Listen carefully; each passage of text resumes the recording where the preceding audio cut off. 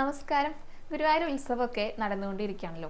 അപ്പോൾ ഈ ഉത്സവത്തിൻ്റെ ഏറ്റവും പ്രധാനപ്പെട്ട ഒരു ഭാഗം എന്ന് പറയുന്നതാണ് മേളവും വെടിക്കെട്ടും. പക്ഷെ ഗുരുവായൂർ ക്ഷേത്രത്തിലെ വെടിക്കെട്ടില്ല ഉത്സവത്തിന്. അങ്ങനെ ഒരു പ്രത്യേകത കൂടെ ഉണ്ട് കേട്ടോ. പിന്നെ ഒന്നാണ് മേളം. വളരെ പ്രമുഖരായിട്ടുള്ളവരാണ് മേളത്തിലൊക്കെ മേളം കൊട്ടാനൊക്കെ ആയിട്ട് വരുന്നത് കേട്ടോ. ഈ മേളക്കാരുടെ അടുത്ത് നമ്മുടെ ഭഗവാനെ ഒരു പ്രത്യേക വാത്സല്യമുണ്ട്. അത് പറയുന്ന ഒരു കഥയാണ് കേട്ടോ. ഇതേപോലെ ഒരു ഉത്സവകാലത്ത് വില്ലുമംഗലം സ്വാമിയാരെ ഭഗവാനെ കാണാനായിട്ട് വന്നു. അദ്ദേഹം നോക്കിയപ്പോൾ ശ്രീലകത്ത് ആരെയും കാണാനില്ല കേട്ടോ. അവിടെ ഇല്ല നമ്മുടെ ഭഗവാൻ. അപ്പോൾ എവിടെ പോയി എന്ന് വിചാരിച്ചിട്ട് ഇങ്ങനെ അന്വേഷിച്ചിറങ്ങുക. അപ്പോൾ കുറേ സ്ഥലത്തൊക്കെ നോക്കിയിട്ട് കണ്ടില്ല. അങ്ങനെ ഊട്ടുപുരയുടെ അവിടെ എത്തിയപ്പോണ്ടോ ഭഗവാൻ അവിടെ നിന്നിട്ട് വിളമ്പിക്കൊണ്ടിരിക്കുന്നു. ഒരു പാത്രത്തിൽ നിന്ന് ഒരു കുഞ്ഞു കയ്യിലുണ്ടല്ലോ തവി, അതുകൊണ്ട് വിളമ്പിക്കൊണ്ടിരിക്കുക. അപ്പോൾ ഈ കഴിക്കാനായിട്ടിരിക്കുന്നവര് മേളക്കാരാണ് കേട്ടോ. അവർക്കാണ് ഈ വിളമ്പുന്നത്. എന്താണെന്നറിയോ? നെയ്യാണ് വിളമ്പിക്കൊണ്ടിരിക്കുന്നത്. അപ്പോൾ ഇതൊക്കെ വില്ലുമംഗലം വന്നിട്ട് കാണുകയാണ്. അപ്പോൾ ഒരു ട്രിപ്പ് എല്ലാവർക്കും നെയ്യ് വിളമ്പി, അടുത്ത ട്രിപ്പും വിളമ്പാണ്. പക്ഷെ ആ വിളമ്പുന്നത് വലന്തലക്കാർക്ക് മാത്രമേ വിളമ്പണുള്ളൂ. കുറച്ച് അധികം നെയ്യ് ധാരാളമായിട്ട് നൽകുന്നുണ്ട്.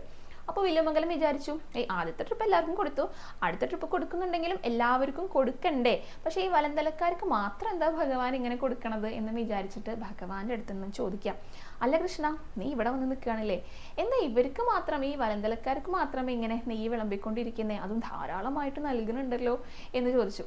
അപ്പോഴാണ് ഭഗവാൻ കണ്ടത് വില്ലുമംഗലം വന്ന് നിൽക്കുന്നതേ. ഓ, വില്ലുമംഗലം എത്തിയില്ലേ, ഞാനേ ഈ വലന്തല നന്നായാലേ മേളം നന്നാവുള്ളൂ, അതുകൊണ്ടാണ് ഞാൻ ഇവർക്ക് കുറച്ച് അധികം നെയ്യ് കൊടുക്കുന്നത്. കാരണം നല്ല ഉഷാറോട് കൂടിയിട്ട് നല്ല ആരോഗ്യത്തോട് വേണ്ടേ ചെയ്യാനായിട്ട്. കാരണം നെയ്യ് കഴിച്ചു കഴിഞ്ഞാൽ നമുക്ക് ആരോഗ്യമാണല്ലോ ലഭിക്കുക. അപ്പോൾ ഈ വലന്തലക്കാർക്ക് കൂടുതൽ നൽകുന്നത് ആ മേളം നന്നാകാൻ വേണ്ടിയിട്ടാണെന്ന്. അന്ന് മുതലാണ് മേളക്കാരുടെ സദ്യയൊക്കെ ഇത്ര കേമായിട്ട് നടത്താൻ തുടങ്ങിയത് എന്നൊക്കെ പറഞ്ഞു കേട്ടിട്ടുണ്ട് കേട്ടോ. ഈ മേളമൊക്കെ ഭഗവാന് വലിയ ഇഷ്ടമാണ്.